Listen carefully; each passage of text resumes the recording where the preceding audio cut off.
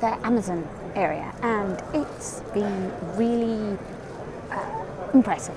I talked yesterday when I was in the robotics and the AI and whatnot section that I felt that there was perhaps some of the application was questionable. Well, I tell you what, Amazon, and I'm just kind of looking around, and I'll have some footage that I'm showing here, has done a fantastic job of showcasing actually how all of their products and of course the partnerships that they have created, and I'm sure are still creating, are making it's functional. It's making life better. So I'm impressed by that. The one surprise that there was the partnership with Lamborghini. Not something I'd expect to see. I actually saw them this yesterday at the vehicle area, footage that hasn't quite made it in yet, and I was surprised. Yeah, partnerships.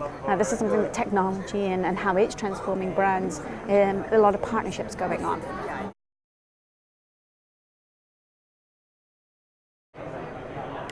I'm in the Innovation Awards showcase room, which is exactly as it sounds. It's all the items, the technologies, the gadgets, everything possible here at the show that CES, the CTA awarded an Innovation Award for.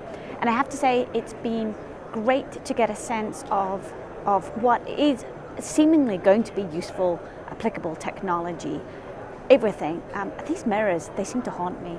But smart mirrors, lots of, I won't say lots, but I saw a number of headphones, earphones for sports, for gaming, for whatnot, and each of them having their benefits as to why they won the Innovation Award. Fridges, a trash can that seems to self-cleans. I just laughed at the description.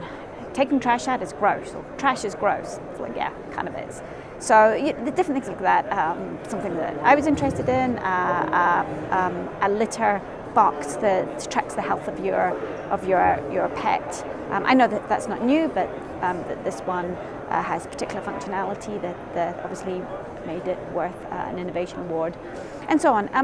Let's take a bit more of a look. I didn't spend as long in here as I might have liked.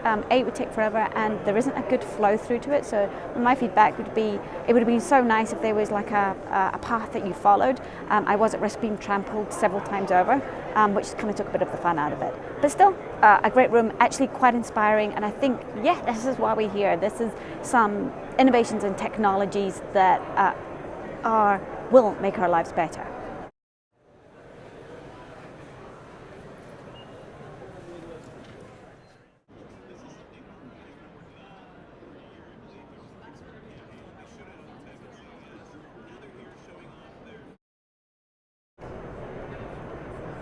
I'm in the Sands Convention Center. This is where the fitness, health and wellness, smart home area is, and it's huge. It's overwhelming. I don't think I'm even going to get through a fraction of it, and it's kind of hard to know where to take yourself off. There's certainly some themes coming through. I've seen a lot of smart toilets, probably more than I cared to have. I went into Charmin's the Go Lab. That was an interesting experience. Seeing still some robots coming around, actually, this one behind us. So here's the thing. Here's a question for you all. The amount of robots to keep your pets company, I'm at a little bit of a loss there. Is this a good thing? I mean, I can't imagine it's that cheap. And if it's anything like my cat, probably you'd be look at it, go, I'm not that interested, and wander off. And you spent all this money. And then also, like, is it, I don't know, is there real application there, or is this a really great gimmick? I don't know. Yeah, so jury's definitely out on that for me there. What else have I seen? The health stuff is great. The fabrics detecting your, how you're doing when you're working out, that type of thing, or just your, instead of wearing your watch, so to speak, your Fitbit or whatever you've got, your smartwatch to track these things. You can actually have clothing do it, and of course there was a lot of those types of tracking fitness devices, fitness tracking. What else have I seen? Smart hairdryer, smart everything. I don't know if they're really that smart. That's just my kind of thought. This is an interesting area from, innovations, everyday life, back at the P&G, innovating on your oral care and toothbrushes and just getting things better there, detecting, health, gum health and that, and of course with lots of other ways to measure and monitor your health beyond. That's what I've seen. So let's see what else we get. This was a really interesting booth doing vision at home, smartphone vision tests. And my first thought was, that'd be really cool. I've just had my eyes retested recently, actually, so I could use this to see whether I need to go back.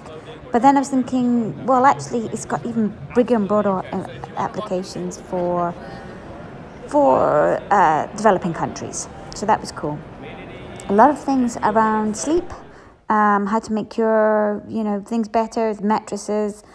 This is sort of your electric blanket, cooling blanket, and pillows that can inflate when you're snoring.